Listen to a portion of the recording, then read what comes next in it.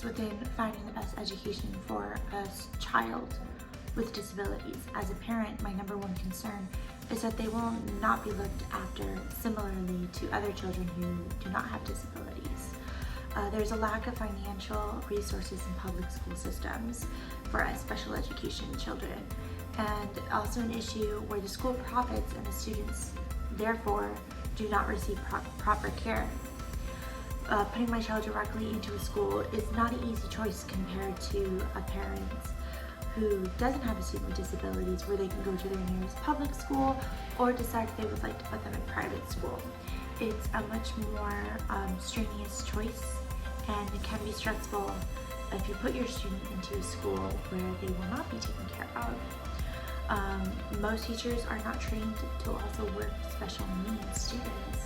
They only have training to how to run a classroom dedicated to students who do not have learning disabilities. So finding the correct teacher that will be able to support my student is also something extremely important to me and will help my student have the most opportunities in school.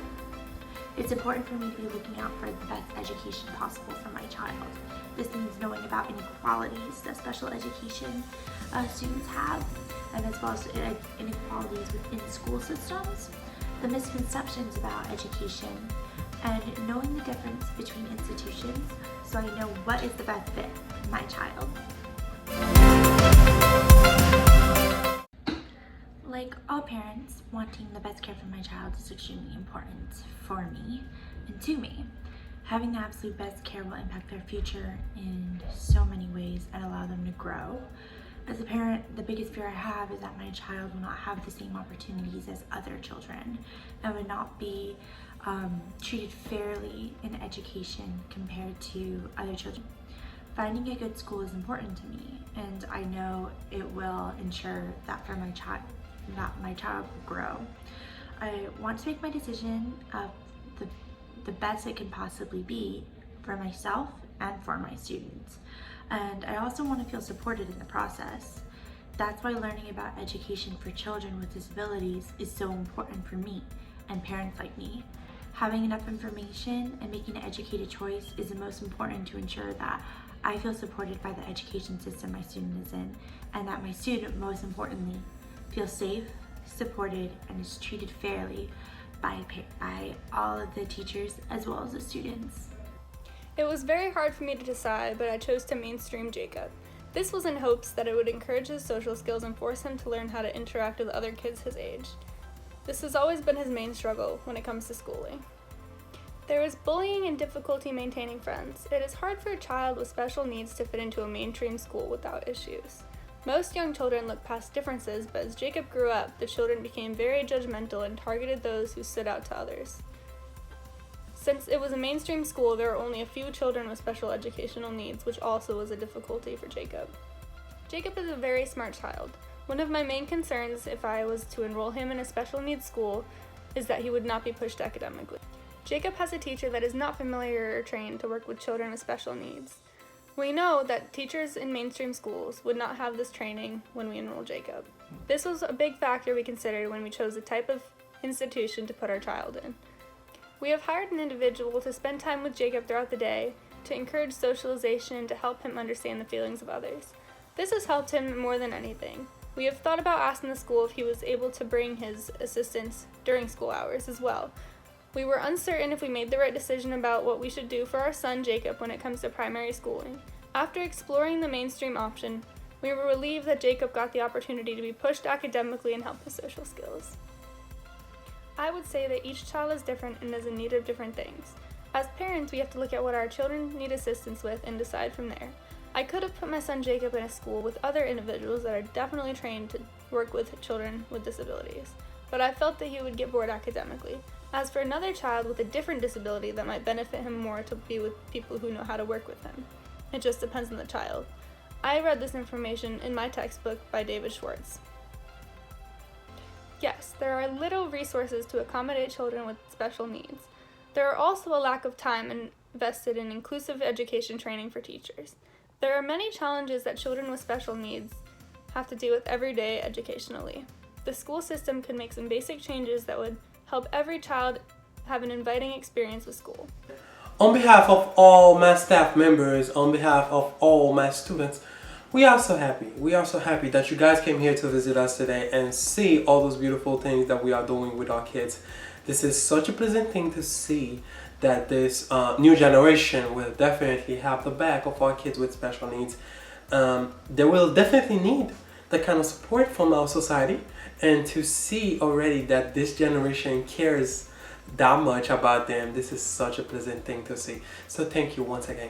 This school's program is really made for those types of kids, and also the environment that the school puts those kids in is very adequate for learning. Furthermore, I have to give credits to our wonderful and phenomenal instructors. Those instructors will not rest. They will not rest till they are sure that their teaching methods are appropriate and will guarantee definitely the success of everybody in their classes. We have a lot of students here, as you can see, and I can say that all the parents of our students here, they all have positive testimonies about our school. Therefore, I don't see why I will prevent my kids from being part of such an interesting, wonderful learning environment. So you got my answer. My answer is yes, although I always say, in order for someone to be a good teacher for kids with special needs, it is essential. It is essential for you to be a teacher with special powers. I say that because I know it is not an easy work. Personally, I try to create a perfect learning environment by preventing my students to compare themselves with others. And with that, they will be less likely to be offended and discouraged. Furthermore, I try to simplify everything because too much big words kind of overwhelm the kids, especially those with learning disabilities. For instance, I use materials that they are familiar with, and also I use a lot of illustrations that can aid in their instructions. I know a lot of professors have different methods. They have different methods to instruct their students. However, those are mine, and they actually do work. They do work. Okay. When I remember what it was like not knowing anything or being uncertain, when I remember how I used to be treated when I was in high school because of my accent, and also because I was an immigrant, I found myself commanded to wake up every single morning to go teach those kids with special needs. Because there was a time I was at their place and I had devoted instructors willing to help me in everything I needed help with. And I found myself blessed and fortunate to be able now to educate those kids. This passion that I have inside of me for them, I feel like this kind of makes me a successful teacher. When it was time for Tim to start school, we put a lot of thought into what kind of education he should have. Tim is deafblind, so we had a lot of different options for what kind of school he could attend. We had the option to send him to a mainstream school with an IEE plan and an inclusive classroom, meaning he would have class with abled and disabled children, and to have a specific plan that was catered towards his specific needs and goals. We also had the option to have him in a mainstream school in an exclusive classroom, which is a smaller classroom of only other children with disabilities, and a teacher who's specifically trained to work with students with special needs.